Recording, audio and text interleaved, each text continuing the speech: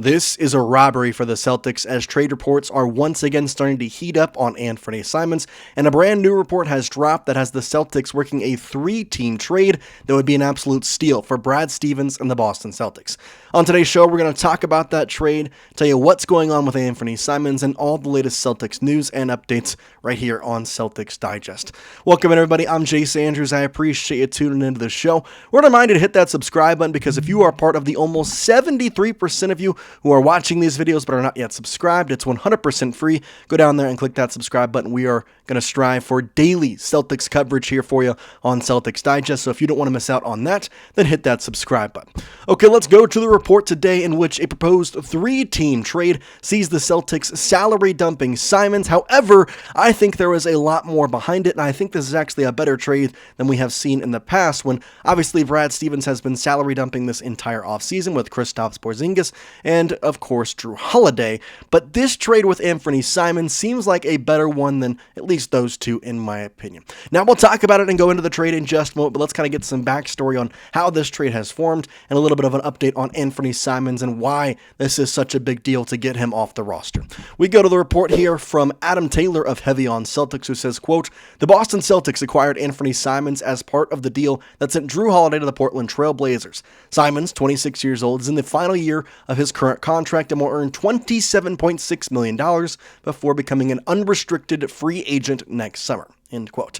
And there's a couple of different reasons that the Celtics should trade him. We start off with the first, that Simons doesn't exactly work with the Boston Celtics. That's probably one of the smaller reasons, but that's the main one that people point to.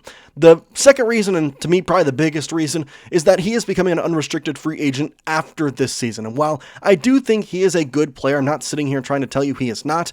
If he is going to be an unrestricted free agent, I do not see the Celtics bringing him back. And if we are going about this year as a pseudo kind of, I'm going to say gap year in some ways, because we're not going into rebuild. We have JT, we have Brown. Like, this is going to be fine. But this year, without Jayson Tatum for at least the majority of the season, I'm not exactly thrilled about having Anfernee Simons and $26.7 million on the salary cap. So how in the world can we get him off? / what is the best trade to get that? Well, we have a new trade report coming from Bleacher Report's Andy Bailey, who had other ideas. Now, in a recent trade proposal from Bailey, he pieced together a 3-team deal that would allow the Celtics to shed considerable salary. His full trade proposal looks like this.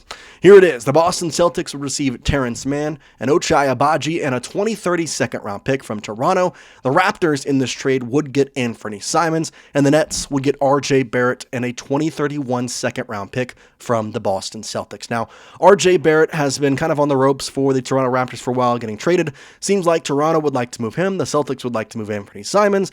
This makes a little bit of everybody happy, at least for the Nets and the Raptors. And for the Celtics, Terance Mann is a guy who has a lot of potential. I like what I've seen from him. And then Ochai Agbaji, kind of similar there. I believe that there is a lot of talent there that, could be used in a better format with the Boston Celtics. Plus, the biggest thing, those guys aren't going to be, one and dones type thing. So, again, this move is not like a ginormous thing, but in terms of the trade reports that we are seeing for Anfernee Simons, this is 100% way better and a steal for Brad Stevens, considering he traded Kristaps Porziņģis and Jrue Holiday for a bag of chips.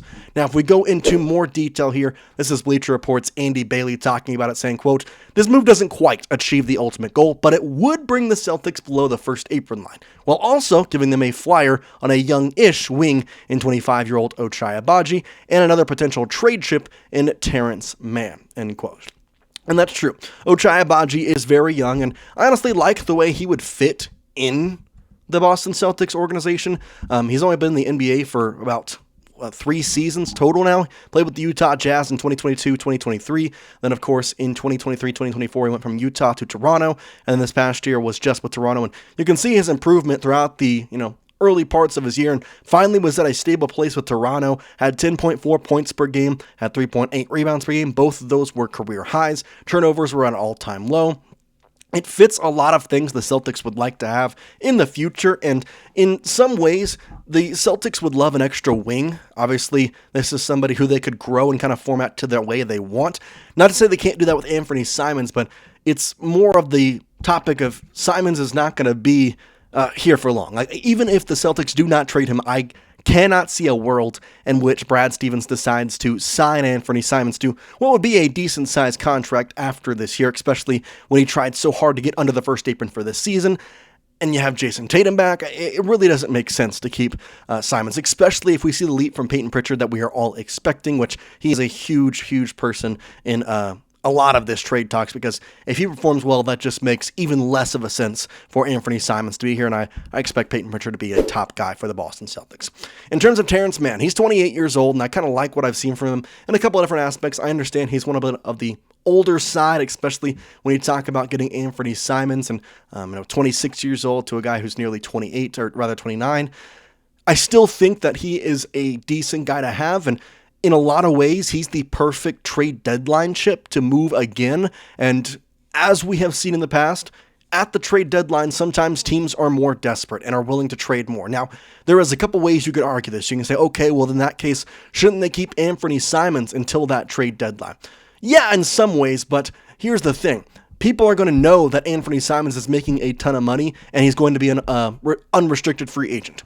It's going to make it a little bit easier for teams to say, hey, I'm going to want a discount on Simons because you're not going to get anything out of him. Whereas Terance Mann is kind of a guy that you want to throw into some of these deals that would actually kind of warrant a decent return back in some ways.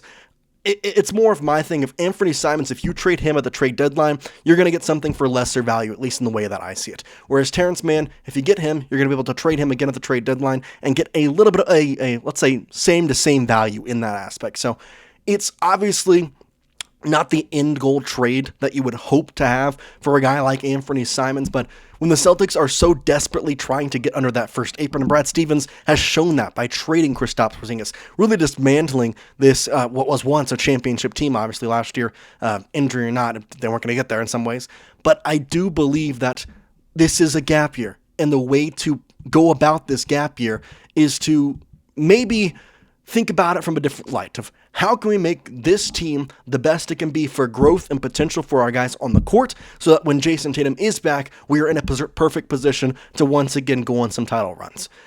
Obviously, the Eastern Conference is very terrible. Who knows? They can make the playoffs this year and Jayson Tatum could be back, and you're in the position where you could trade some guys. That is something that is also to take into account, but by all reports, it seems like we are going to trade Anfernee Simons, so getting the best package is key. Here is Bleacher Report's Andy Bailey once again saying, quote, Boston is also giving up a second round of the team taking the biggest financial hit in this trade, just to short the grease of the wheels. But it is getting back one for sending the best individual player, or at least the best offensive player, to the Toronto Raptors, end quote. So once again, kind of going back to this trade, obviously the second round pick from Boston going to the Nets, they're going to get a second round pick from Toronto in return.